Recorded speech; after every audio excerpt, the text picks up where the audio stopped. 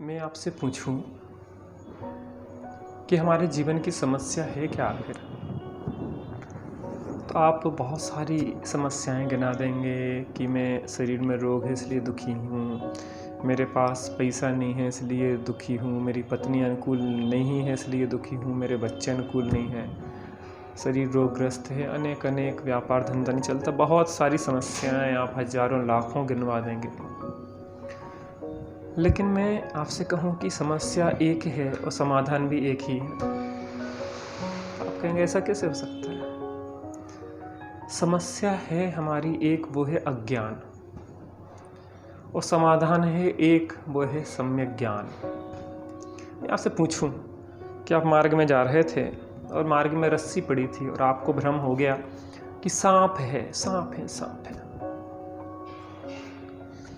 आप घबरा गए, बेहोश हो गए। लेकिन वहाँ पे किसी ने प्रकाश किया। जब आपने देखा कि सांप नहीं, वो तो रस्सी है, फिर आपका कष्ट रहेगा कि छूटेगा?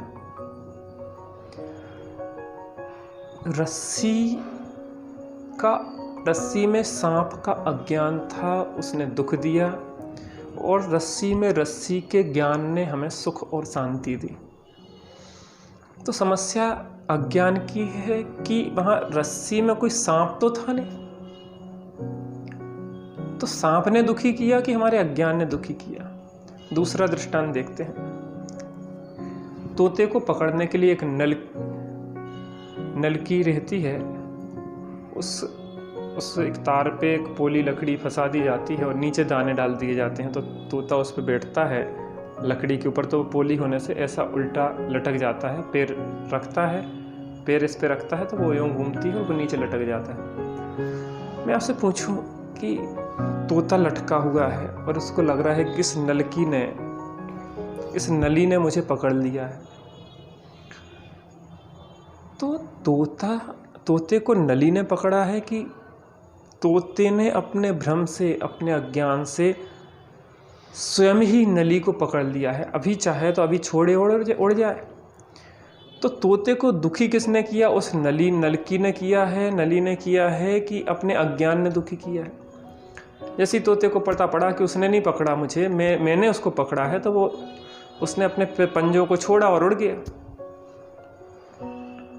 बंदर को पकड़ने के लिए क्या किया जाता है कि जंगल में मटके गाड़ दिए जाते हैं मिट्टी में, और छोटे मुंह के घड़े के अंदर चने भर दिए जाते हैं।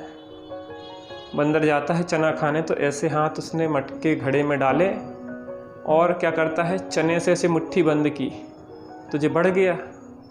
चूँकि मुट्ठी जैसी व्यक्ति ऐसे गया और ऐसे बंद की तो ये मुट्ठी,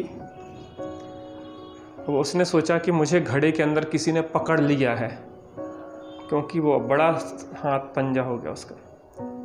तो बंदर को किसी ने पकड़ा है कि बंदर को अज्ञान ने पकड़ा है? बंदर अपने अज्ञान से पकड़ा गया है। बंदर को अंदर किसी ने नहीं पकड़ा, अपनी भ्रांति ने, अपने अज्ञान ने पकड़ा है। तो बंदर अभी चाहे तो मुट्ठी को खोले और निकल आए। तो अज्ञान दुख का कारण है ना?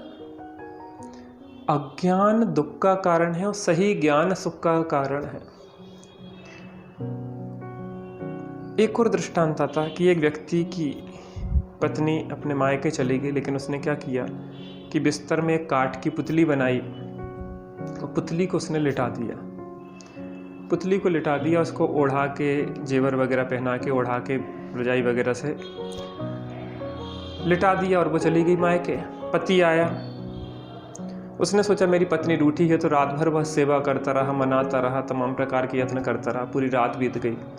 सुबह जब उसको लगा कि ये हिलडुल नहीं रही है, तो उसने फिर उसको देखा तो वहाँ तो काठ की पुतली थी, वहाँ कोई स्त्री नहीं थी।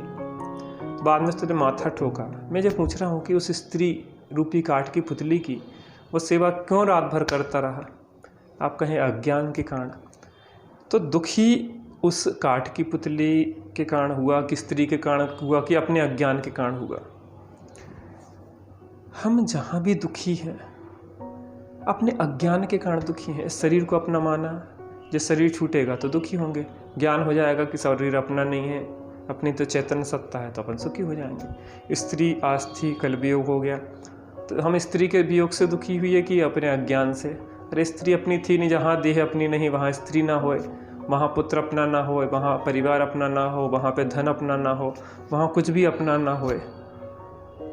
एकमात्र दुख का कारण है अज्ञान और एकमात्र सुख का कारण है सम्यक ज्ञान। हमें सुखी होना है तो हमें भी सच्चा ज्ञान करना पड़ेगा, और हमें अपने को सुखी करना है तो भी सच्चा ज्ञान करना पड़ेगा।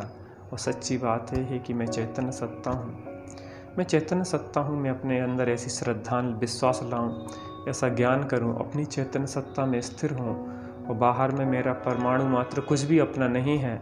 ऐसा अगर सच्चा ज्ञान करूं तो मुझे कहीं बाहर सुखी होने जाना नहीं है। अभी इसी क्षण अपने में तृप्त होकर, अपने में स्थिर होकर सुखी हो सकता हूं। हम सभी अपने अज्ञान को दूर करें और हम सभी सुखी हों, इसी मंगलमय भावना से।